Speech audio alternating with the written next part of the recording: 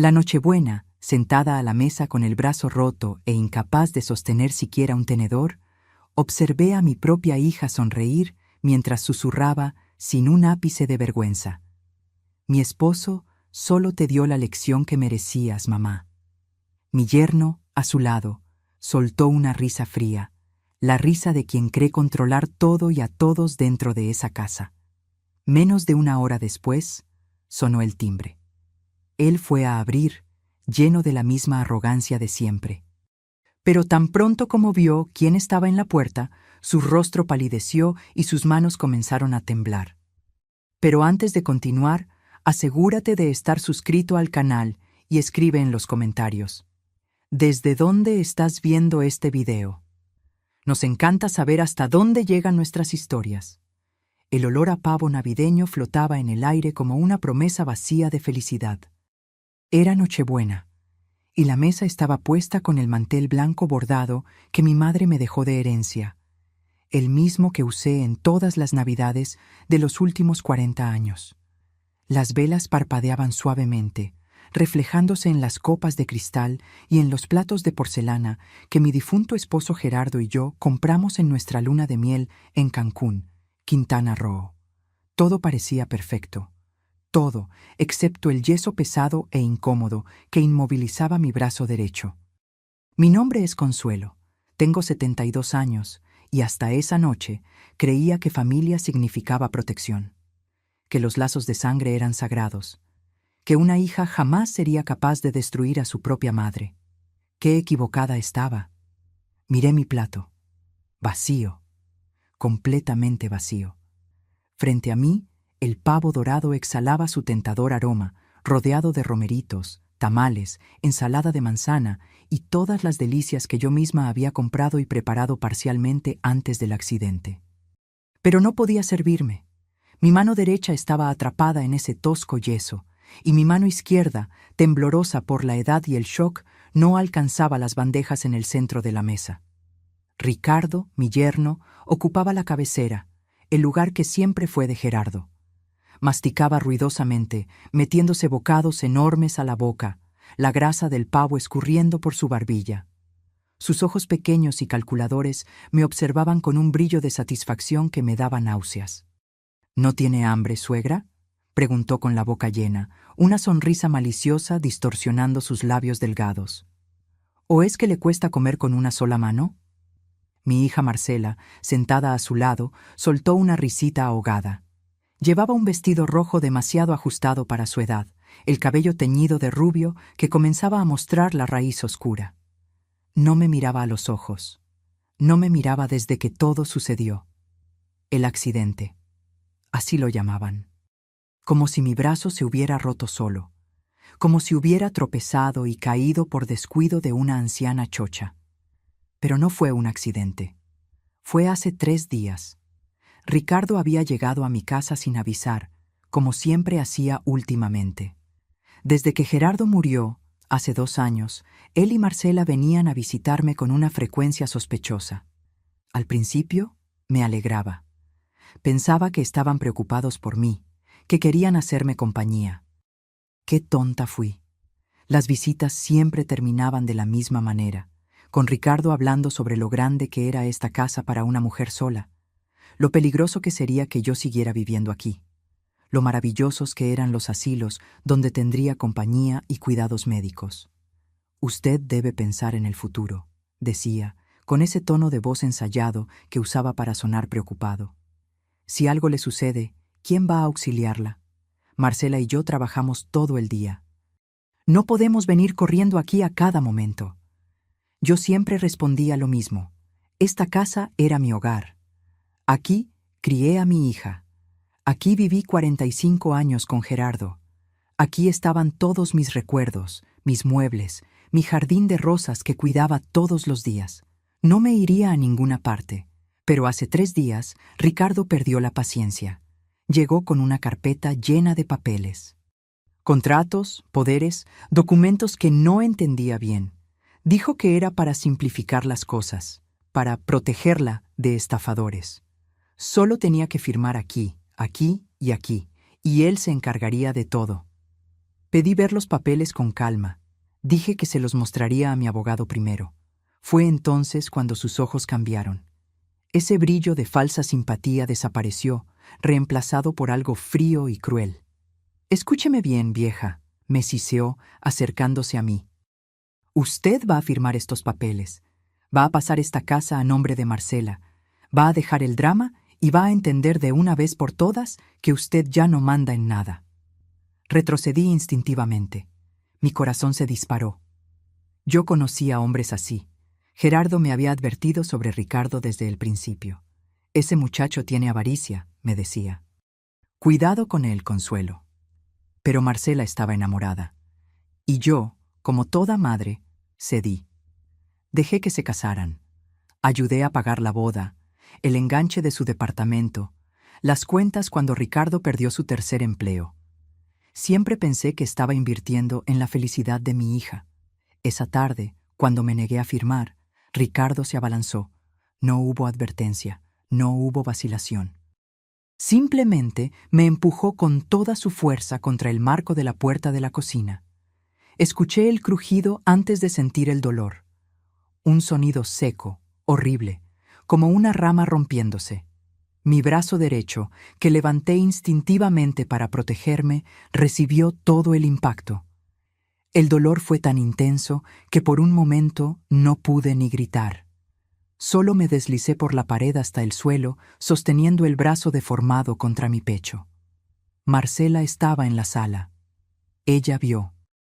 Ella escuchó. Yo sabía que había visto porque oí sus pasos acercándose. «¿Mamá?», llamó, deteniéndose en la puerta de la cocina. Levanté los ojos hacia ella, esperando auxilio. Esperando que mi hija corriera hacia mí, me ayudara, llamara a una ambulancia. Esperando que confrontara a su esposo, que le gritara, que hiciera algo. Pero Marcela solo miró a Ricardo. Luego me miró a mí. Y entonces dijo palabras que quedarán grabadas en mi memoria hasta el día de mi muerte. «Mamá, ¿por qué no puedes simplemente cooperar? ¿Ves lo que pasó por tu culpa?» No hubo ambulancia. Ricardo arrancó los cables del teléfono fijo y me confiscó el celular. Dijo que me quedaría allí pensando hasta que entrara en razón. Cerró la puerta principal con llave y se llevó a Marcela. Pasé la noche en el suelo de la cocina, con el brazo roto latiendo, sin poder moverme. El dolor era tanto que perdí la conciencia algunas veces. Cuando amanecí, tenía fiebre y temblores. Fue mi vecina, doña Carmen, quien me encontró. Le extrañó no verme regando las plantas por la mañana, y vino a verificar. Forzó la puerta trasera con la ayuda de su nieto y me llevó al hospital. En la sala de urgencias conté que me había caído, que tropecé con el tapete de la cocina. Los médicos me miraron con esa expresión que decía que no me creían, pero no insistieron. Me enyesaron el brazo y me mandaron a casa. Cuando Marcela apareció en el hospital, lloró. Me abrazó pidiendo perdón, diciendo que no había entendido la gravedad de la situación, que Ricardo estaba nervioso por el trabajo, que nunca más volvería a pasar. Y yo, vieja tonta que soy, le creí. Por eso estaba allí, en Nochebuena, con el brazo roto y el plato vacío, viendo a mi yerno devorar la comida que yo había comprado, mientras mi hija fingía que nada había pasado. «Ricardo», dije, mi voz saliendo más débil de lo que me gustaría, «¿podrías pasarme un poco de pavo, por favor?» Él dejó de masticar. Me miró con esa sonrisa cruel que ya conocía bien. «Disculpe, suegra, no la escuché bien. ¿Qué dijo usted?» «El pavo», repetí, tratando de mantener la dignidad. «No alcanzo las bandejas». Ricardo intercambió una mirada con Marcela. Algún mensaje silencioso pasó entre ellos, algo que me excluía completamente. «¿Sabe cuál es el problema, doña Consuelo?», dijo él, limpiándose la boca con la servilleta de lino, la servilleta que pertenecía a mi ajuar de bodas. «Usted todavía no ha aprendido cuál es su lugar en esta casa». El silencio que siguió a las palabras de Ricardo fue tan denso que podía escuchar el tic-tac del reloj de pared en la sala. Era el reloj de péndulo que Gerardo heredó de su padre, una pieza antigua de caoba oscura que marcaba las horas con una precisión casi aterradora. Miré a mi hija esperando alguna reacción. Cualquier cosa. Una palabra en mi defensa, una mirada de desaprobación hacia su esposo, un gesto mínimo que demostrara que ella todavía era la niña que crié con tanto amor. Marcela siguió comiendo, con la cabeza baja, como si yo no existiera. «Marcela», llamé, mi voz temblando. «¿No vas a decir nada?» Ella levantó los ojos lentamente. Había algo en esa mirada que no reconocía. Una frialdad, una indiferencia calculada que me heló la sangre. «Mamá», dijo, depositando los cubiertos con un suspiro de impaciencia. «Ricardo tiene razón. Debes entender que las cosas han cambiado. Papá murió, tú estás mayor. Ya no puedes seguir mandando en todo, creyendo que todavía eres dueña de la situación». Sentí como si me hubieran abofeteado. De hecho, una bofetada habría dolido menos. «Hija, ¿de qué estás hablando? Esta es mi casa. Yo construí todo esto junto con tu padre. Cada mueble, cada ladrillo, cada recuerdo». «Ese es exactamente el problema», interrumpió Ricardo, recostándose en la silla de Gerardo como si fuera el señor del castillo. «Usted vive en el pasado, se queda ahí aferrada a esas antiguallas, a esos muebles carcomidos, a esta casa que se está cayendo a pedazos. ¿Sabe cuánto cuesta mantener un inmueble de este tamaño? ¿Sabe cuánto vale este terreno?» Yo sí sabía perfectamente. Esta casa estaba ubicada en una de las zonas de mayor plusvalía de la Ciudad de México. El terreno de 1,200 metros cuadrados valía una fortuna. Era por eso que querían tanto deshacerse de mí. «Ricardo», dije, tratando de mantener la calma a pesar del temblor en mis manos. «Ya dije que no voy a vender esta casa. No iré a ningún asilo. Y no voy a firmar ningún documento para pasar mis bienes a ustedes mientras yo esté viva». Él se inclinó hacia adelante, los codos sobre la mesa, el rostro a pocos centímetros del mío. «¿Y quién dijo que usted tiene elección?» Fue Marcela quien habló después, y sus palabras me destrozaron más que cualquier golpe físico. «Mamá, escúchame. Ricardo tiene razón. Te estás volviendo mayor, confusa. Olvidas las cosas. Repites las mismas historias 1000 veces. Ayer mismo dejaste la estufa encendida». «Yo no dejé ninguna estufa encendida», protesté, sintiendo la indignación subir por mi garganta. «¿Lo ves?». Marcela miró a su esposo, moviendo la cabeza como si yo fuera una niña problemática. «Ni siquiera lo recuerda. Es exactamente lo que te estaba diciendo». Era mentira.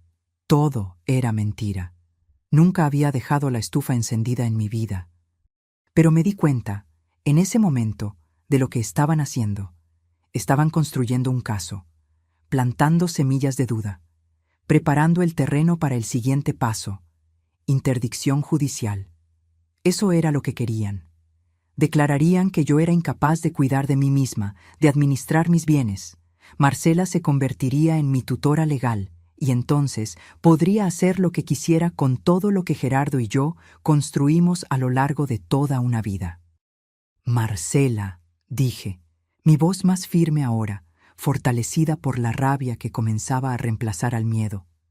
«Tu padre pasó 45 años de su vida trabajando para construir todo esto. Se levantaba a las 5 de la mañana, manejaba ese camión de reparto por carreteras de terracería, cargaba cajas hasta que su espalda no pudo más. ¿Crees que él hizo todo eso para que tú lo vendas y lo gastes en las deudas de tu esposo?» Ricardo golpeó la mesa con la palma de la mano. Los platos temblaron. El vino en mi copa, intacto, se agitó peligrosamente. «Cállate, vieja», gritó. «No sabes de lo que estás hablando. Mis deudas son inversiones, negocios que van a dar frutos. Tú no entiendes nada de dinero, nunca entendiste. Te pasaste la vida entera dependiendo de tu esposo. ¿Y ahora quieres darnos lecciones?» Respiré hondo. El dolor en mi brazo latía al unísono con los latidos de mi corazón, pero no iba a llorar. No iba a darles ese gusto. «Yo sé muy bien de lo que estoy hablando, Ricardo. Sé que perdiste tu empleo hace 8 meses y no se lo contaste a Marcela. Sé que tienen 3 meses de retraso en el alquiler del departamento. Sé que debes más de 500,000 pesos en tarjetas de crédito y préstamos personales. Su rostro se puso rojo. Sus narinas se dilataron. Marcela miró a su esposo con una expresión de sorpresa que confirmó mis sospechas. Ella no sabía ni la mitad de eso. ¿De dónde sacaste esa mentira?, siseó Ricardo entre dientes. No es mentira. Se te cayó una correspondencia del banco de tu carpeta el mes pasado, cuando viniste aquí a intentar convencerme de vender la casa por primera vez. Yo la leí. Lo sé todo. Hubo un momento de silencio absoluto. Ricardo me miraba con un odio tan intenso que sentí un escalofrío recorrer mi espalda. Marcela miraba a su esposo como si lo viera por primera vez. «Ricardo», dijo ella en voz baja, «¿de qué está hablando? ¿Perdiste tu empleo?» «Cállate, Marcela», gruñó él, sin quitarme los ojos de encima. «Eso no es asunto tuyo. Yo me encargo de las finanzas, tú lo sabes». «Pero dijiste que te habían aumentado el sueldo». «Dije que te callaras». Su grito hizo que Marcela se encogiera en la silla. Vi el mismo miedo que yo sentía reflejado en los ojos de mi hija, y por un momento sentí lástima por ella. Ella también era víctima de ese hombre. Ella también estaba atrapada en una trampa de la que no sabía cómo escapar. Pero entonces, Marcela hizo algo que mató cualquier rastro de compasión que aún pudiera tener. Se giró hacia mí, los ojos duros como piedras, y dijo: «Mamá, Ricardo te dio la lección que merecías. Si hubieras cooperado desde el principio, nada de esto habría pasado. La culpa es tuya. Siempre ha sido tuya». Cerré los ojos por un momento. El dolor en mi brazo parecía insignificante al lado del dolor que esas palabras causaron en mi corazón. Mi propia hija, la niña que amamanté, que acuné en noches de fiebre, que llevé a la escuela de la mano. Esa niña estaba muerta. En su lugar había una extraña que me miraba como si yo fuera un obstáculo que debía ser removido. Cuando abrí los ojos de nuevo, algo había cambiado dentro de mí. La tristeza seguía allí, pero había sido empujada a un rincón, reemplazada por una determinación fría y calculadora. Me había pasado la vida entera cuidando de los demás, cuidando de Gerardo cuando se enfermó, cuidando de Marcela cuando era niña, adolescente, adulta, renunciando a mis sueños, a mis deseos, a mi tiempo, siempre poniendo a la familia en primer lugar. Y así me pagaban. «Tienen razón», dije, mi voz sorprendentemente tranquila. «Estoy mayor, estoy débil, ya no tengo fuerzas para luchar». Vi los ojos de Ricardo iluminarse con un brillo de victoria. Marcela se relajó visiblemente en la silla. «Finalmente está siendo razonable, doña Consuelo», dijo él, volviendo a comer como si nada hubiera pasado. «Mañana mismo podemos ir a la notaría. Lo resuelvo todo rapidísimo. Usted ni siquiera tiene que preocuparse». «Solo una cosa», dije, mirando el reloj de pared. Eran exactamente las 8 de la noche. En pocos minutos el timbre iba a sonar. Y cuando sonara, la vida de Ricardo y Marcela nunca volvería a ser la misma. Lo que no sabían, lo que nadie sabía, es que Gerardo no era solo un camionero. Gerardo era un hombre que pasó la vida entera preparándose para lo peor, que construyó una red de protección a mi alrededor sin que yo lo supiera jamás. Y esa red estaba a punto de revelarse. El tic-tac del reloj de péndulo parecía cada vez más fuerte. O tal vez era solo mi percepción agudizada por la expectativa. Yo sabía lo que estaba por venir. Había hecho una llamada 2 días atrás, desde el hospital, cuando Marcela salió a buscar café y me dejó sola por 15 minutos. 15 minutos. Fue todo lo que necesité. El número estaba grabado en mi memoria hacía más de 20 años. Gerardo me hizo memorizarlo una noche de invierno, cuando nos sentamos juntos en el porche y él me contó secretos que cargaba desde hacía décadas. «Consuelo», me dijo esa noche, sosteniendo mis manos entre las suyas, curtidas por el trabajo duro. «Si algún día yo ya no estoy aquí y necesitas ayuda de verdad, llama a este número. No importa la hora, no importa el motivo. Di que eres la esposa de Gerardo Montero. Ellos sabrán qué hacer». Me reí en ese momento. Pensé que era exageración suya, paranoia de hombre que se pasó la vida en la carretera y vio demasiadas cosas. Pero memoricé el número de todos modos, porque Gerardo rara vez me pedía algo. La noche en que Ricardo me arrojó contra la pared, mientras estaba en el suelo de la cocina con el brazo roto, ese número fue lo único en lo que pude pensar. Y 2 días después, en el hospital, finalmente marqué. Una voz masculina contestó al segundo tono, grave, tranquila, autoritaria. «¿Hola?» «Soy Consuelo», dije, mi voz temblando. «Esposa de Gerardo Montero». Hubo una pausa. Luego, la voz del otro lado cambió completamente. Se volvió más suave, casi cariñosa. «Doña Consuelo, hace mucho tiempo. ¿Qué ha sucedido?» Le conté todo, el brazo roto, las amenazas, la presión para vender la casa, la indiferencia de mi propia hija.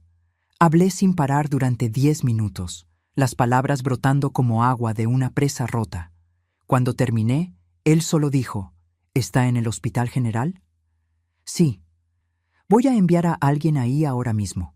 Y sobre la otra situación, me encargaré personalmente. ¿Confía en mí?» «Confío», respondí sin dudar. «Entonces usted regrese a casa, finja que no ha pasado nada y espere. En Nochebuena, exactamente a las 8 en punto, alguien tocará el timbre de su casa. Deje el resto en mis manos».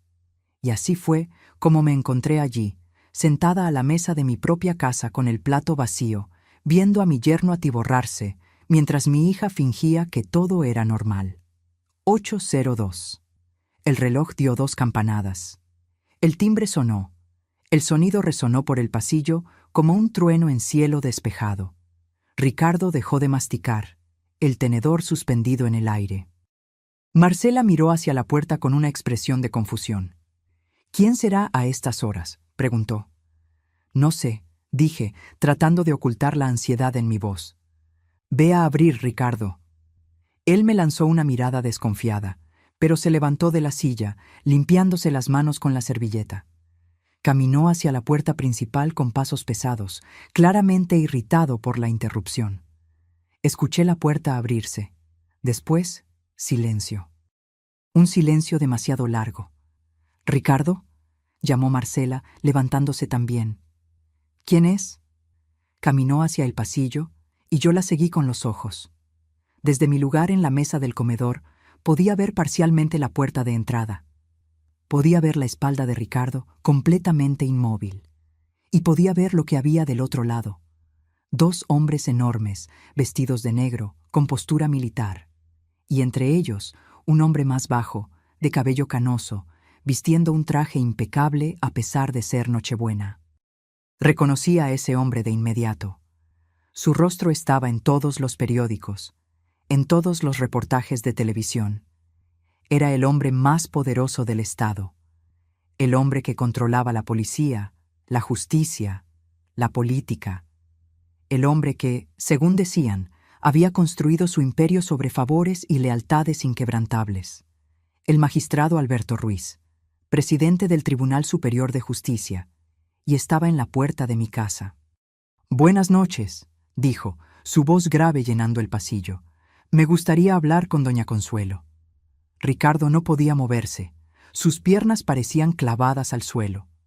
Marcela, detrás de él, tenía la boca abierta en una expresión de puro shock. Me levanté de la mesa, sintiendo una fuerza que no sabía que aún poseía. Caminé hacia la puerta, pasando junto a mi hija petrificada, hasta quedar frente a frente con el hombre que había contestado mi llamada. «Alberto», dije, usando el nombre que Gerardo siempre usaba cuando hablaba de él. Sus ojos, que transmitían autoridad absoluta al resto del mundo, se suavizaron al verme. Descendieron hasta el yeso en mi brazo, y algo cruzó por su rostro. Una sombra de rabia controlada que hizo que los 2 guardaespaldas se enderezaran automáticamente. «Doña Consuelo», dijo, inclinando ligeramente la cabeza en un gesto de respeto. «Gerardo me salvó la vida una vez. Él nunca quiso que yo pagara esa deuda. Pero ahora...». Miró nuevamente mi brazo. «Ahora voy a pagar». Sentí lágrimas quemar mis ojos, pero las contuve. No iba a llorar, no delante de Ricardo y Marcela, no después de todo lo que habían hecho. «Pase, por favor», dije, abriendo más la puerta. Estaba cenando. Sola, prácticamente. Alberto entró, seguido por los dos hombres de negro. Ricardo finalmente pudo moverse, retrocediendo contra la pared como si quisiera fusionarse con ella y desaparecer. Magistrado», tartamudeó, tratando de sonreír. «Qué honor. No sabíamos que mi suegra conocía. Quiero decir, qué placer recibirlo». Alberto ni siquiera lo miró. Caminó directamente hacia el comedor, observando la mesa puesta, los platos, la comida. Sus ojos se detuvieron en mi lugar, en el plato completamente vacío. «Usted no ha comido», constató, no como pregunta, sino como acusación. «No pude alcanzar las bandejas», respondí simplemente. Con el brazo así. Vi la mandíbula de Alberto contraerse. Se giró hacia Marcela, que había seguido al grupo hasta la sala como un fantasma, pálida y temblorosa. «¿Usted es la hija de ella?», preguntó. Marcela asintió, incapaz de hablar. «¿Y dejó que su madre pasara hambre en su propia casa? ¿En Nochebuena?» Nosotros... Ella no pidió... Ella no debería necesitar pedir», cortó Alberto, su voz afilada como una cuchilla. «Ella es su madre, la mujer que la trajo al mundo, que la crió, que sacrificó todo por usted. ¿Y usted la deja con hambre mientras come frente a ella?» Marcela abrió la boca para responder, pero Alberto ya se había girado. Caminó hasta la cabecera de la mesa, donde Ricardo había estado sentado, y se quedó allí parado, mirando la silla como si lo ofendiera personalmente. «Esa era la silla de Gerardo», dijo en voz baja, más para sí mismo que para cualquier otra persona en la sala. «¿Usted conocía a mi padre?», se atrevió a preguntar Marcela. Alberto finalmente la miró. Sus ojos, que habían sido fríos hasta entonces, se llenaron de algo que se parecía mucho al desprecio. «Gerardo me salvó la vida hace 35 años. Yo era un joven fiscal que había ido demasiado lejos en una investigación. Ciertas personas querían callarme. Me estaban esperando en una carretera desierta en el interior del estado». Hizo una pausa. «Gerardo estaba haciendo una entrega por ahí. Vio lo que estaba sucediendo. Pudo haber seguido de largo, fingir que no era asunto suyo. Pero detuvo el camión, bajó y enfrentó a 3 hombres armados con nada más que una llave de rueda. Yo conocía esa historia. Gerardo nunca se la contaba a nadie, pero a mí me la contó una noche, cuando me desperté y lo encontré llorando en el porche. Era uno de los únicos momentos en que lo vi llorar. Recibió una puñalada en la espalda y aún así no se rindió», continuó Alberto. «Consiguió sacarme de allí, me llevó al hospital y nunca quiso nada a cambio. Cuando intenté agradecerle, cuando le ofrecí dinero, cuando le ofrecí cualquier cosa, él solo dijo: «Cuida a mi Consuelo si un día yo no puedo». El silencio en la sala era absoluto. Marcela tenía lágrimas corriendo por su rostro. Ricardo, apoyado en la pared, parecía a punto de vomitar. Alberto se giró hacia mí. «Doña Consuelo, cuénteme exactamente lo que sucedió con su brazo». Por un momento consideré mentir. Consideré proteger a Marcela, como había hecho toda mi vida. Consideré decir que fue un accidente, que tropecé, que caí. Pero entonces miré a mi hija, a esa extraña que había dicho que yo merecía la lección, que me había dejado pasar hambre en Nochebuena, que estaba dispuesta a tirarme en un asilo para quedarse con mi casa. Y la verdad simplemente salió. Conté todo, desde las primeras visitas preocupadas de Ricardo, pasando por las presiones para vender la casa, hasta esa tarde, hace 3 días. Describí cómo me arrojó contra la pared, cómo escuché mi hueso romperse, cómo pasé la noche entera en el suelo de la cocina, sola, con dolor, mientras ellos se fueron y me dejaron allí. Conté sobre las mentiras que estaban construyendo, sobre las historias de que yo estaba confusa, olvidadiza, peligrosa para mí misma, sobre los planes de interdicción judicial que había descubierto revisando los papeles que Ricardo había traído para que firmara. Mientras hablaba, vi el rostro de Alberto transformarse. Esa máscara de serenidad judicial fue dando paso a algo más primitivo, una rabia controlada, pero intensa que él luchaba por mantener bajo control. Los dos guardaespaldas permanecían inmóviles junto a la puerta, pero yo podía ver por la tensión en sus hombros que también estaban absorbiendo cada palabra. Cuando terminé de hablar, el silencio era tan pesado que parecía tener sustancia física. Alberto permaneció quieto por un largo momento, mirando la mesa del comedor como si estuviera calculando algo en su mente brillante. Entonces se movió. Caminó hasta la silla que estaba a mi derecha, la silla donde solía sentarme cuando Gerardo estaba vivo, y la retiró con un gesto caballeroso. «Por favor, doña Consuelo», dijo suavemente. «Siéntese». Me senté, confusa. Alberto entonces hizo algo que me dejó sin palabras. Él mismo fue al centro de la mesa, tomó la bandeja del pavo y la trajo hasta mí. Tomó un plato limpio del aparador, cortó la carne en trozos pequeños con la precisión de quien ya lo ha hecho muchas veces, y colocó el plato delante de mí. «Coma», dijo.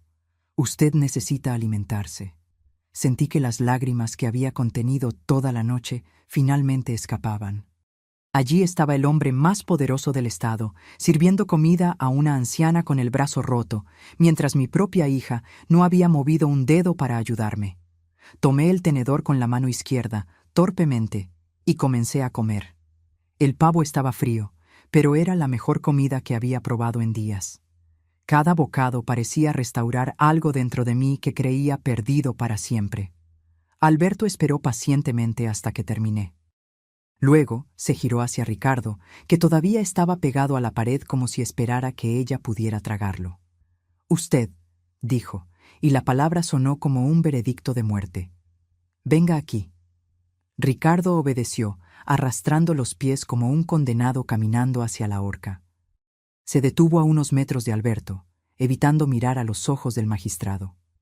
«Usted la golpeó», dijo Alberto, no como pregunta, sino como constatación de un hecho. «Usted le rompió el brazo.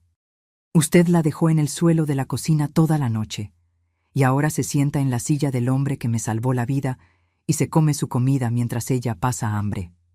Fue un accidente», intentó Ricardo, su voz saliendo como un chillido.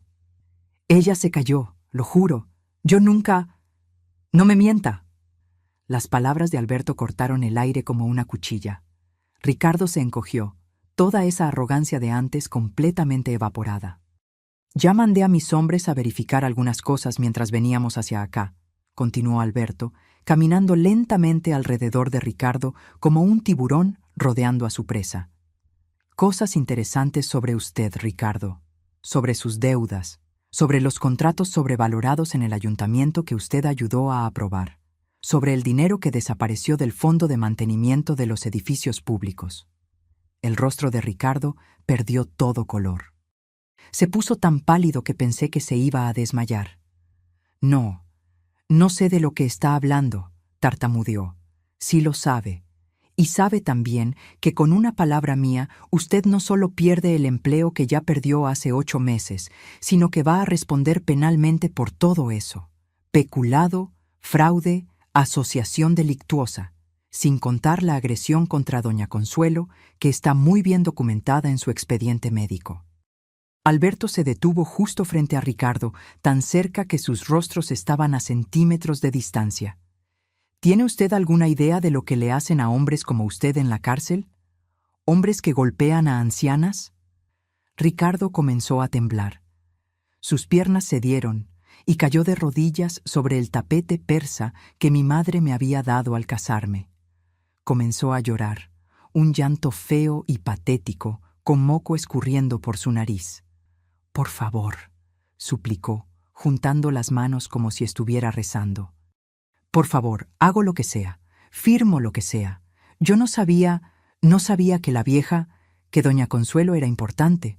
Yo pensé...». «Usted pensó que era una viejita indefensa, que podía intimidar y robar», completó Alberto. «Usted pensó que estaba sola en el mundo». Se agachó, quedando a la altura de los ojos de Ricardo. «Pero ella nunca estuvo sola. Gerardo se fue, pero la promesa que le hice no lo hizo. Y ahora usted va a pagar por cada gota de lágrima que ella derramó por su culpa. Marcela, que había permanecido paralizada durante toda esa escena, finalmente encontró la voz. «Magistrado, por favor», dijo, dando un paso al frente. «Ricardo cometió un error, lo sé, pero es mi esposo. Estaba bajo presión, las deudas, el desempleo. No es una mala persona, solo estaba desesperado». Alberto se irguió lentamente y se giró hacia mi hija. Su mirada, que había sido de puro desprecio hasta entonces, ahora llevaba algo peor: decepción. «Usted es hija de Gerardo», dijo, y cada palabra parecía dolerle. Gerardo, que arriesgó su vida por un extraño. Gerardo, que nunca pidió nada a cambio de nada. Gerardo, que la crió con todo lo que tenía. Alberto negó con la cabeza. «Y usted se casó con esto. Y lo peor, usted se puso de su lado cuando él le rompió el brazo a su madre». Marcela abrió la boca para responder, pero Alberto levantó la mano, silenciándola. «Escuché lo que dijo hace un momento, que su madre merecía la lección. Esas fueron sus palabras exactas». Se acercó a ella. «¿Sabe a cuántas personas he mandado encarcelar, Marcela? Cientos. Asesinos, violadores, corruptos. ¿Y sabe qué aprendí en todos esos años? Que las peores criaturas no son las que cometen los crímenes, son las que observan y no hacen nada, son las que defienden a los criminales, son las que traicionan a su propia sangre». Marcela comenzó a llorar. No un llanto falso como el de Ricardo, sino lágrimas genuinas que corrían por su rostro, borrando el maquillaje, revelando las ojeras y las arrugas que intentaba esconder. «Yo no quería», sollozó. «Tenía miedo. Ricardo dijo que...» «Usted le tenía miedo a su esposo», interrumpió Alberto, «pero no le tuvo miedo a dejar a su madre sola en el suelo con el brazo roto. No le tuvo miedo a dejarla pasar hambre. No le tuvo miedo a ayudar a planear su interdicción». Se giró nuevamente hacia mí. Sus ojos, que habían sido duros como piedra, se suavizaron. «Doña Consuelo, la decisión final es suya. ¿Qué quiere usted que haga con ellos?» Miré a mi hija, a esa criatura llorosa y patética que un día fue mi niña. Recordé cuando era bebé, cómo se aferraba a mi dedo con su manita minúscula. Recordé cuando aprendió a caminar, dando pasos vacilantes hacia mí con una sonrisa de pura alegría. Recordé cuando se enfermó a los 3 años y pasé noches en vela junto a su cama, rezando para que la fiebre bajara. ¿Esa niña todavía existía en algún lugar dentro de esa mujer? Luego miré a Ricardo, a ese hombre que había entrado en mi familia como un parásito y había destruido todo lo que tocó, que había transformado a mi hija en esa sombra miedosa, que me había roto el brazo y me había dejado morir de hambre en el suelo de mi propia cocina. No, para él no había perdón, pero para Marcela... «Alberto», dije, mi voz más firme de lo que había sido en años, «quiero que se lleve a Ricardo. Haga lo que considere justo con él. No quiero volver a ver a este hombre en mi vida». Ricardo soltó un gemido de desesperación, pero nadie se movió para ayudarlo. «¿Y en cuanto a Marcela?», preguntó Alberto. Miré a mi hija. Ella me miró de vuelta, los ojos rojos, el rostro destruido por el llanto. «Marcela se va ahora. Va a salir de mi casa y no va a volver hasta que yo lo permita. Tendrá que aprender a vivir con las consecuencias de las elecciones que hizo». «Mamá», comenzó Marcela. «No he terminado», la interrumpí. «Elegiste a tu esposo en lugar de a tu madre. Viste cómo me lastimó y no hiciste nada. Dijiste que me lo merecía. Ahora vas a descubrir lo que es estar sola, sin nadie que te defienda». Marcela sollozó más fuerte, pero continué. «Pero yo no soy como tú, Marcela. Yo no abandono a mi familia. Un día, tal vez, cuando hayas aprendido lo que significa el respeto, podremos hablar. Pero ese día no es hoy». Los guardaespaldas de Alberto se movieron como sombras. En segundos, Ricardo estaba de pie, inmovilizado por manos que parecían de hierro. Intentó forcejear.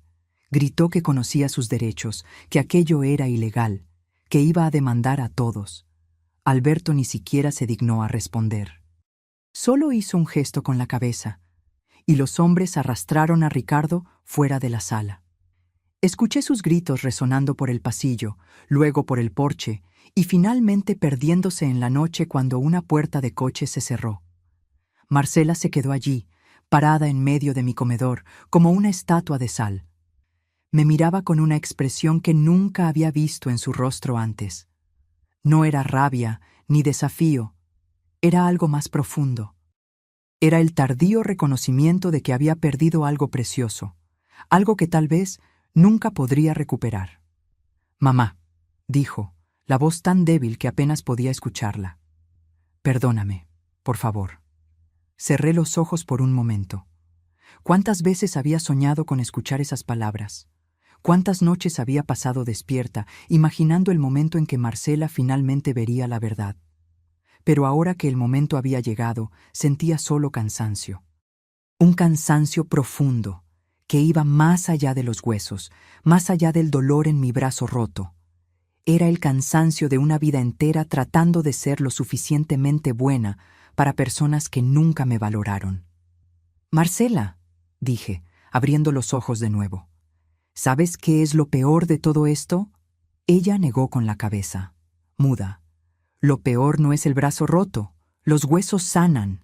Lo peor es saber que estuviste allí cuando sucedió, que viste a tu esposo arrojarme contra la pared, que escuchaste mi hueso romperse y aún así no me ayudaste».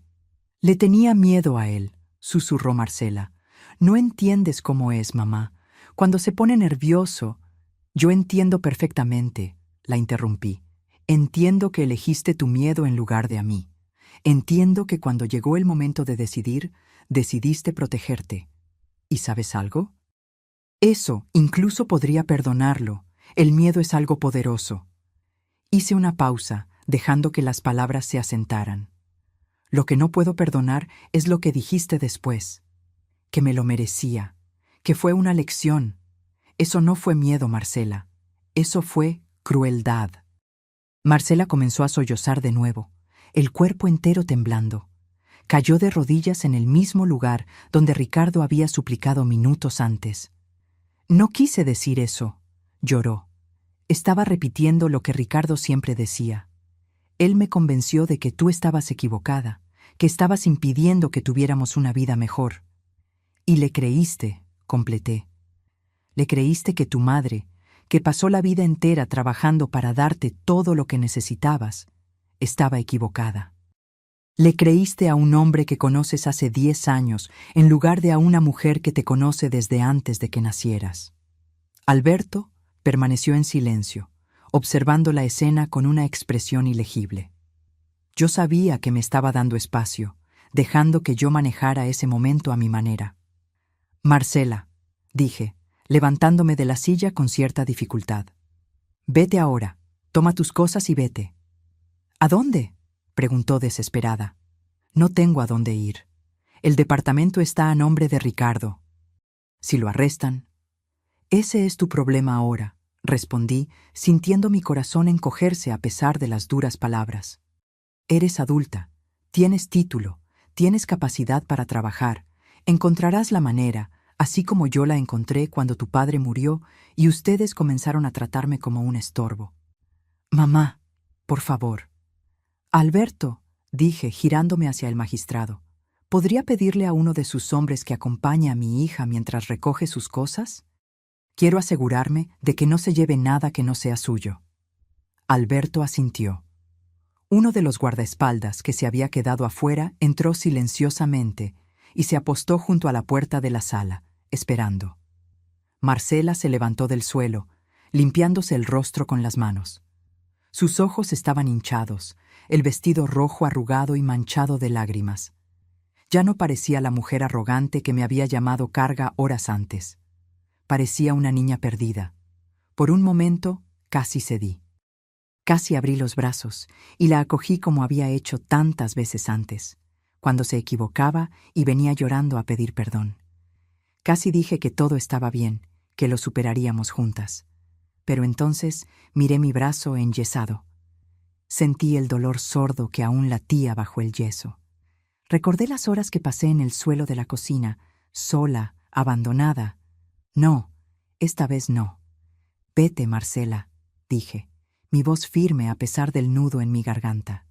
Cuando estés lista para ser mi hija de verdad, puedes volver, pero hasta entonces no quiero verte. Marcela se quedó allí parada por unos segundos más, como si esperara que yo cambiara de opinión. Cuando se dio cuenta de que no iba a suceder, bajó la cabeza y caminó hacia el pasillo. En la puerta se detuvo y se giró una última vez. «Te amo, mamá», dijo, la voz embargada. «Sé que no lo crees ahora, pero es verdad». No respondí.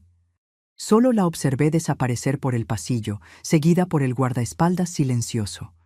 Escuché sus pasos subiendo la escalera, luego moviéndose por el piso de arriba mientras recogía sus cosas. 15 minutos después, la puerta principal se cerró y la casa quedó en silencio. Alberto se acercó a mí y suavemente sostuvo mi mano sana. «Usted hizo lo correcto», dijo en voz baja. «Sé que duele, pero era necesario». Sentí que las lágrimas finalmente escapaban, escurriendo en silencio por mi rostro envejecido. «Es mi hija, Alberto, mi única hija». «Lo sé». La llevé en mi vientre durante 9 meses, le di pecho hasta que cumplió 2 años. Pasé noches sin dormir cuando se enfermaba. Trabajé en 2 empleos para pagar su universidad. Y ahora, mi voz falló. Alberto no dijo nada, solo apretó mi mano con más fuerza. «Gerardo siempre decía que consentía demasiado a Marcela», continué, después de recuperar el control. «Decía que estaba criando a una persona que no sabía el valor de las cosas». Yo no lo escuchaba. Pensaba que él estaba siendo demasiado duro. «Gerardo era un hombre sabio», dijo Alberto. «Lo era, y yo no valoré esa sabiduría mientras él estuvo vivo». Nos quedamos en silencio por un momento, 2 ancianos compartiendo el peso de décadas de elecciones y consecuencias. «Doña Consuelo», dijo Alberto finalmente, «necesito contarle una cosa, algo que Gerardo me pidió que guardara en secreto hasta que fuera necesario». Lo miré confusa. «¿Secreto? ¿Qué secreto?». Alberto caminó hasta la estantería que estaba en la esquina de la sala.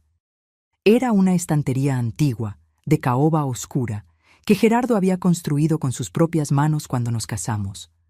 Pasó los dedos por los lomos de los libros hasta encontrar un volumen específico, una enciclopedia vieja que nadie abría desde hacía años. Sacó el libro y, para mi sorpresa, la estantería emitió un suave clic. Una sección del estante se movió ligeramente, revelando un compartimento escondido detrás de los libros. «¿Qué es esto?», pregunté, acercándome. Alberto retiró del compartimento una carpeta de cuero marrón, gastada por el tiempo.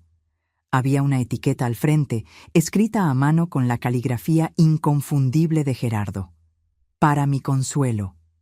«Gerardo me dio esto hace 15 años», explicó Alberto, entregándome la carpeta. «Me pidió que la guardara y solo se la entregara si algún día necesitaba protección. Protección contra personas que quisieran tomar lo que es suyo». Con las manos temblorosas, abrí la carpeta.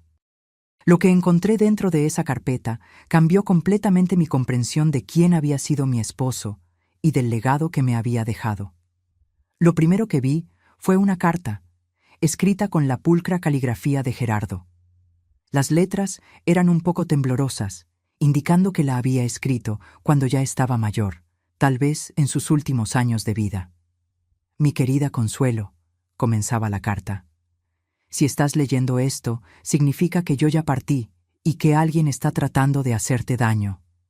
Probablemente Marcela y ese yerno en el que nunca confié. Discúlpame por no haberte contado todo esto mientras estaba vivo, pero tenía miedo de que me creyeras un loco o que se lo contaras a Marcela y ella lo esparciera al mundo». Sentí un nudo formarse en mi garganta mientras seguía leyendo. «Siempre pensaste que yo era solo un camionero, ¿verdad?». Y lo era, sí, pero durante 40 años conduciendo esas carreteras vi muchas cosas. Ayudé a mucha gente. Y algunas de esas personas me lo devolvieron de formas que ni te imaginas». La carta continuaba, explicando cómo Gerardo había usado sus ahorros para hacer pequeñas inversiones a lo largo de los años. Nada espectacular al principio, solo acciones de empresas locales, pequeñas participaciones en negocios de amigos. Pero con el tiempo, esas inversiones crecieron. Nunca quise ostentar, escribió. Nunca quise que la gente supiera que teníamos dinero. He visto a muchas familias ser destruidas a causa de la herencia, Consuelo. Vi a hermanos pelear, a hijos demandar a sus padres, a matrimonios terminar. Yo no quería eso para nosotros. Pasé a los documentos que acompañaban la carta. Estados de cuenta bancarios, escrituras, certificados de acciones. Los números bailaban ante mis ojos, pero incluso con mi visión borrosa por las lágrimas, podía entender lo esencial. Gerardo me había dejado una fortuna. No solo esta casa, que yo sabía que valía bastante por el terreno, sino también un departamento en el centro de la ciudad, alquilado a un bufete de abogados, un pequeño rancho en el interior, arrendado para el cultivo de soya, participaciones en 3 empresas diferentes, y cuentas bancarias que sumaban una cantidad que me hizo sentarme abruptamente en la silla más cercana. ¿Cómo? Susurré, incapaz de formar una frase completa. ¿Cómo es que yo no sabía nada de esto? Gerardo era un hombre muy discreto, respondió Alberto, sentándose en la silla a mi lado. Administraba todo a través de apoderados y empresas intermediarias. Nunca quiso aparecer como propiedad suya directamente. ¿Pero por qué? ¿Por qué ocultarme esto? Alberto dudó antes de responder. Porque él conocía a su hija, doña Consuelo, y él conocía a su yerno. Sabía que, si Marcela descubría que ustedes tenían dinero, lo querría. Y si lo quería, la presionaría a usted, y usted, con el corazón blando que tiene, terminaría cediendo. Esas palabras dolieron, pero sabía que eran verdad. ¿Cuántas veces le había dado dinero a Marcela solo porque me lo pedía? ¿Cuántas veces le había pagado cuentas? Le había prestado sin esperar que me lo devolviera, la había ayudado en emergencias que luego descubría que eran lujos innecesarios. Si hubiera sabido que tenía todo esto, probablemente ya le habría dado la mitad. «Hay algo más», dijo Alberto, señalando el final de la carpeta. «Mire el último documento». Hojeé hasta encontrar lo que él indicaba. Era una escritura de donación, fechada 8 años atrás. La escritura transfería esta casa, la casa donde yo vivía, a una fundación benéfica vinculada al Hospital General. Por un momento no entendí. Si la casa había sido donada, ¿cómo es que yo seguía viviendo en ella? Entonces leí las cláusulas con más atención. La donación solo se haría efectiva después de mi muerte. Mientras yo viviera, tenía derecho de uso vitalicio del inmueble.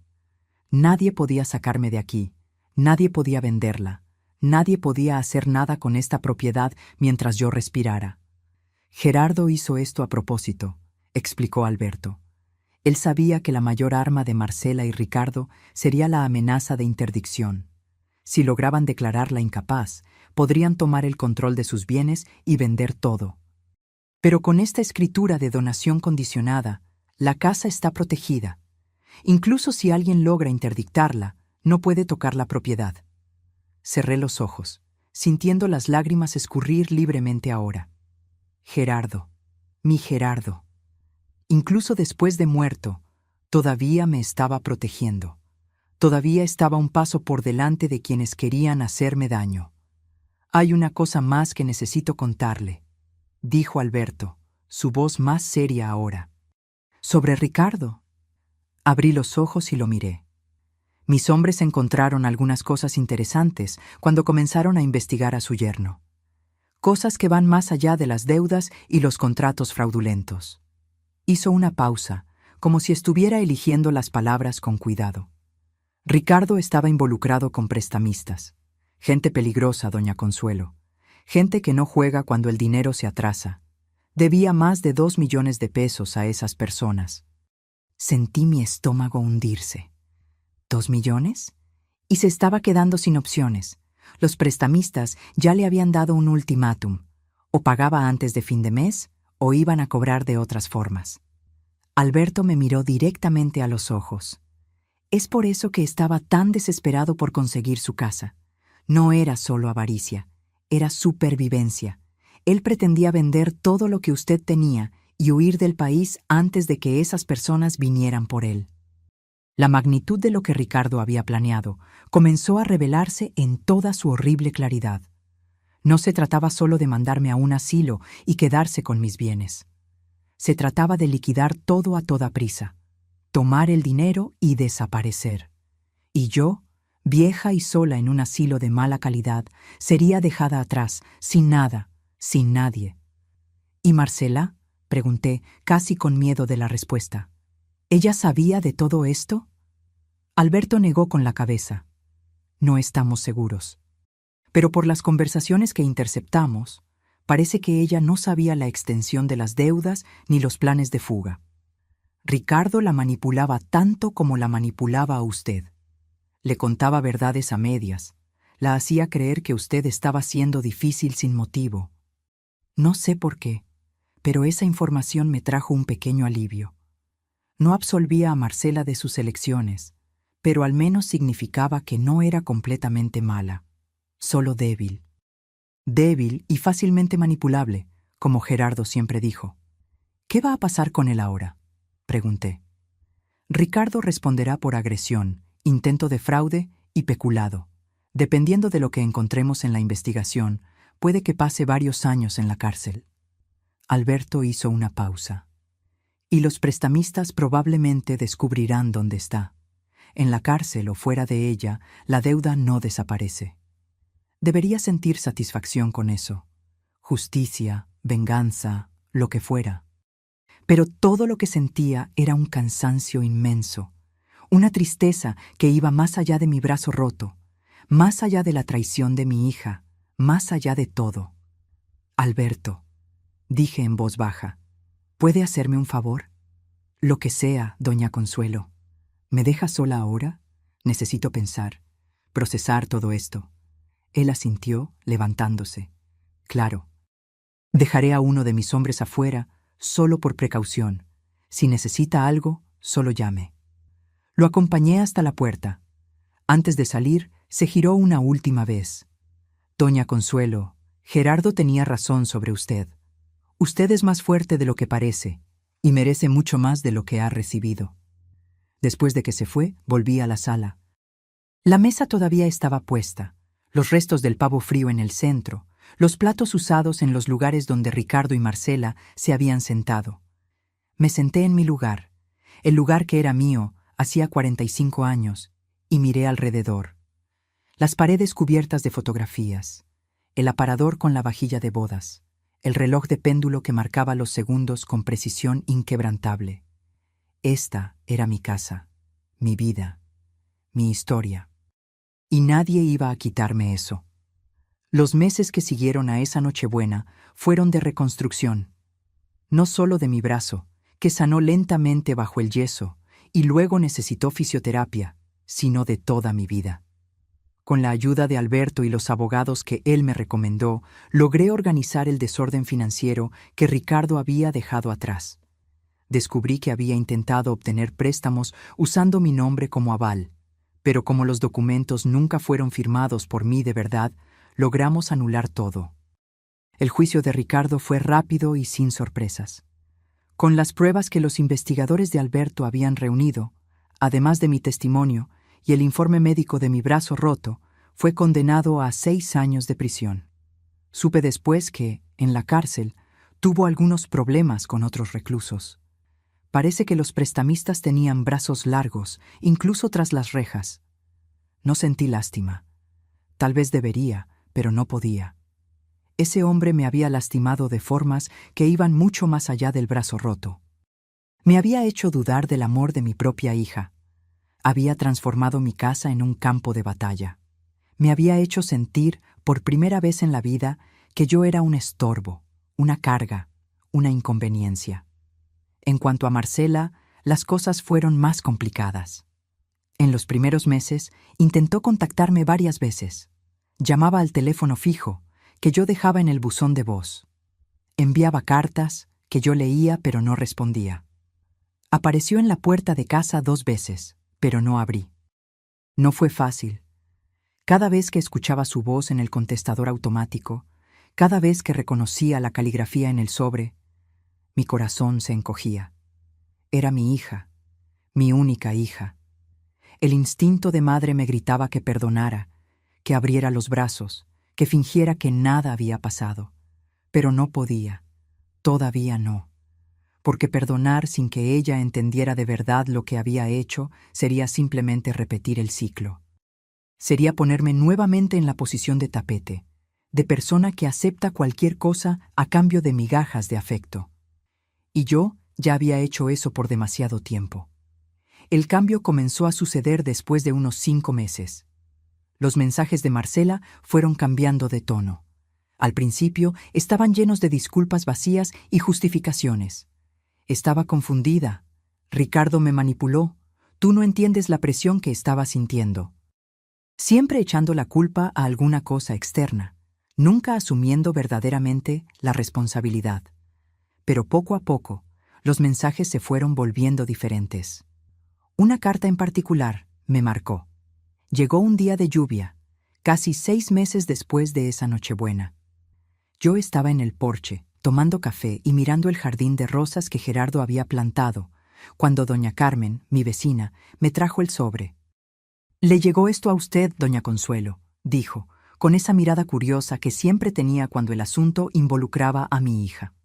Tomé la carta y esperé a que se fuera para abrirla. La caligrafía de Marcela estaba diferente, más temblorosa, como si hubiera llorado mientras escribía.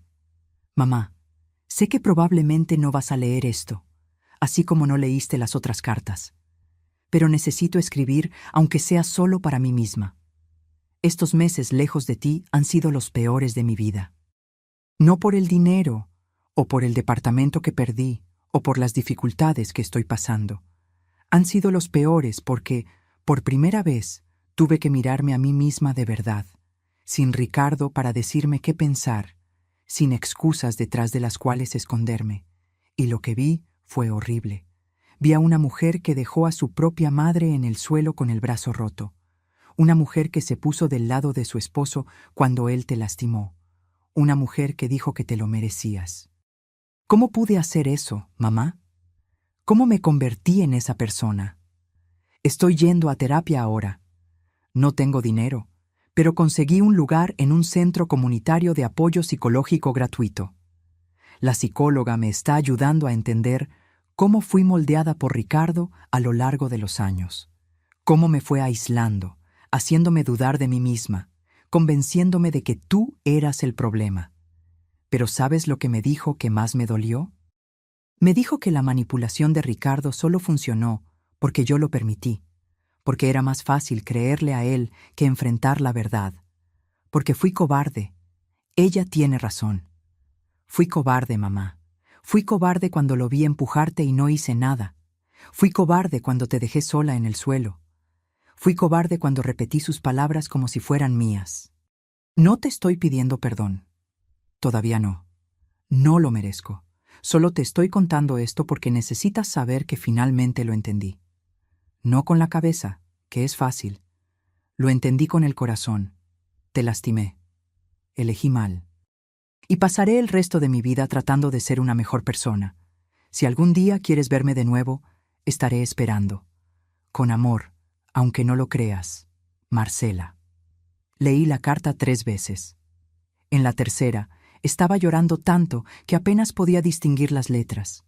No respondí de inmediato. Guardé la carta junto con las otras, en una caja que tenía en el armario del dormitorio. Pero algo había cambiado. Una grieta se había abierto en la muralla que había construido alrededor de mi corazón. En las semanas siguientes llegaron más cartas. Marcela seguía escribiendo, incluso sin respuesta. Me contaba sobre la terapia, sobre el empleo que había conseguido como asistente en una farmacia, sobre la pequeña habitación alquilada donde vivía ahora. Nunca me pedía dinero, nunca me pedía volver. Solo compartía su vida, como si quisiera mostrarme que estaba tratando de cambiar. Fue una tarde de domingo, casi un año después de esa Nochebuena, que finalmente tomé una decisión. Tomé el teléfono y marqué el número que Marcela había dejado en una de las cartas. Ella contestó al segundo tono, la voz llena de esperanza y miedo. «¿Mamá?» «Marcela», dije sintiendo mi corazón latir fuerte. «¿Estás libre el próximo domingo? Quería invitarte a almorzar». El silencio del otro lado duró solo unos segundos, pero pareció una eternidad. Luego escuché el sonido inconfundible de alguien tratando de contener el llanto. «Yo voy a estar libre», logró decir. «Voy a estar libre, sí. Entonces, ven aquí a casa al mediodía. Voy a hacer barbacoa, como la hacía tu abuela». «Mamá», su voz falló. «Gracias». «No me agradezcas todavía», dije, tratando de mantener la firmeza a pesar del nudo en mi garganta. «Tenemos mucho de qué hablar. Y va a ser difícil, pero es un comienzo». «Es un comienzo», repitió. Es todo lo que necesitaba escuchar. Cuando colgué el teléfono, me quedé parada en medio de la sala por un largo tiempo, mirando la foto de Gerardo en la estantería. Él sonreía en esa foto, una sonrisa abierta y genuina que yo conocía tan bien. «Tú tenías razón sobre ella», le susurré a la foto. «Estaba perdida. Pero creo que está encontrando el camino de vuelta». El reloj de péndulo dio las 3 de la tarde. El mismo reloj que había presenciado la llegada de Alberto aquella Nochebuena. El mismo reloj que había marcado cada segundo de mi vida en esa casa. Por primera vez en mucho tiempo, el tic-tac no parecía una cuenta regresiva para algo malo. Parecía una invitación para un nuevo comienzo. 2 años pasaron desde ese primer almuerzo de reencuentro con Marcela. 2 años de conversaciones difíciles, de lágrimas, de rabia antigua siendo finalmente liberada. 2 años de reconstrucción lenta y cuidadosa de una relación que casi fue destruida para siempre. No fue fácil. Hubo momentos en que quise rendirme, en que el rencor regresaba con toda su fuerza y me preguntaba si realmente valía la pena intentarlo. Hubo discusiones, silencios incómodos, domingos en que una de nosotras se iba antes de que terminara el almuerzo. Pero también hubo progresos. Pequeños al principio, luego cada vez mayores. Marcela me demostró que estaba cambiando de verdad. Continuó en terapia, incluso cuando consiguió un mejor empleo y podría haberse detenido. Nunca más me pidió dinero, incluso cuando le ofrecí ayuda. Nunca más intentó decirme qué hacer con mi vida o mi casa. Y lo más importante, comenzó a verme. No como un obstáculo, no como una fuente de recursos, sino como una persona, como su madre. Hoy es Navidad de nuevo. La mesa está puesta con el mismo mantel blanco bordado, los mismos platos de porcelana, las mismas velas que enciendo cada año. El pavo está en el centro, dorado y aromático, rodeado de todas las delicias que forman parte de nuestra tradición familiar. Pero muchas cosas han cambiado. Marcela está sentada a mi izquierda, ayudando a servir los platos. Lleva un vestido sencillo, azul marino, y tiene el cabello natural ahora, sin teñir. Está más delgada, más madura, con algunas arrugas alrededor de los ojos que no estaban allí hace 2 años. Arrugas de preocupación, de lucha, de crecimiento. A su lado está Miguel, un hombre tranquilo y gentil que conoció en la iglesia a la que comenzó a asistir. Es viudo, tiene 2 hijos adolescentes y mira a Marcela como si fuera lo más precioso del mundo. No el brillo de posesión que yo veía en los ojos de Ricardo, sino el brillo de respeto genuino. Alberto también está aquí, sentado en el lugar que era de Gerardo. Viene a visitarme regularmente ahora, y nuestra amistad se ha profundizado a lo largo de estos 2 años. No es romance, nada de eso. Somos solo 2 ancianos que comparten historias y recuerdos de personas que amaron. ¿Y yo? Estoy sentada en mi silla de siempre, con mis 2 manos funcionando perfectamente. El brazo sanó completamente, dejando solo una pequeña cicatriz en el lugar donde el hueso se fracturó. Una cicatriz que me recuerda todos los días lo que pasó, pero también lo que sobreviví. Miro alrededor de la mesa y siento algo que pensé que nunca más sentiría en esta casa. Paz. «Mamá», dice Marcela, interrumpiendo mis pensamientos. «¿Puedo hacer un brindis?» Asiento, levantando mi copa de jugo de uva. Alberto y Miguel hacen lo mismo. Marcela se levanta, sosteniendo su copa con una mano ligeramente temblorosa. Sus ojos encuentran los míos, y veo en ellos algo que había desaparecido por mucho tiempo. Amor genuino, sin interés, sin cálculo. Quiero agradecer, comienza, la voz embargada. Agradecer a mi madre por haberme dado una segunda oportunidad, por no haberse rendido conmigo, incluso cuando me lo merecía, por haberme mostrado que el amor de verdad incluye límites. Hace una pausa, tragándose el nudo en la garganta. Hace 2 años, casi destruyo a la persona más importante de mi vida.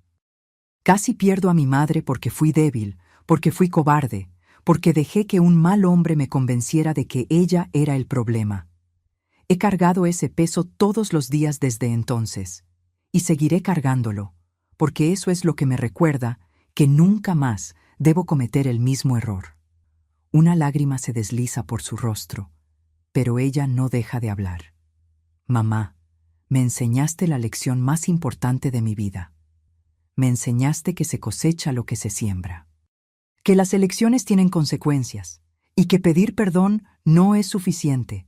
Tenemos que demostrar con acciones que cambiamos. Ella levanta la copa. Así que este brindis es por ti, mamá. Por tu fuerza, por tu valentía, por tu capacidad de amar incluso después de haber sido tan lastimada.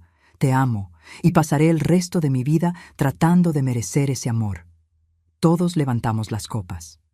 El tintineo del cristal resuena en la sala, mezclándose con el tic-tac familiar del reloj de péndulo. Después del brindis, Marcela viene hacia mí y me abraza. Un abrazo fuerte, como no me daba desde que era niña. Siento sus lágrimas mojar mi hombro y las mías mojar el de ella. Te perdono, le susurro al oído. De verdad, completamente. Ella solloza más fuerte, aferrándose a mí como si yo fuera su ancla. Cuando finalmente nos separamos, miro alrededor de la sala una vez más. A la mesa abundante, a los rostros queridos, a las paredes cubiertas de recuerdos. Gerardo tenía razón sobre muchas cosas. Sobre Ricardo, sobre los riesgos de ostentar riqueza, sobre la importancia de prepararse para lo peor. Pero había una cosa en la que estaba equivocado. Él creía que Marcela estaba perdida para siempre, que la avaricia y la debilidad habían consumido a la niña que criamos. Pero ella regresó. Lastimada, transformada, marcada por la experiencia, pero regresó. Y eso, al final de cuentas, es el verdadero significado de familia. No es sangre, no es obligación, no es lo que la sociedad espera. Es la capacidad de perderse y encontrarse de nuevo. Es la valentía de admitir errores y trabajar para repararlos. Es el amor que persiste incluso cuando todo parece roto sin remedio. Mi brazo sanó. Mi relación con Marcela sanó. Mi fe en la humanidad, que había sido tan sacudida aquella Nochebuena, también sanó. Y mientras el reloj de péndulo marca las horas y el olor a pavo asado llena el aire, finalmente entiendo la última lección que Gerardo me dejó. No fue la fortuna escondida. No fueron las propiedades, las inversiones, la red de protección financiera. La verdadera herencia que me dejó fue la valentía de defenderme, de exigir respeto, de establecer límites, incluso cuando eso significaba alejar a las personas que más amaba. Porque solo cuando aprendí a valorarme, Marcela pudo aprender a valorarme también. Y ese es el regalo de Navidad más precioso que podría recibir. Ahora, si te gustó esta historia, haz clic en suscribirte y dime en los comentarios qué parte te dejó con la boca abierta. Y no olvides hacerte miembro para tener acceso a videos exclusivos que no publico aquí. Te espero allí.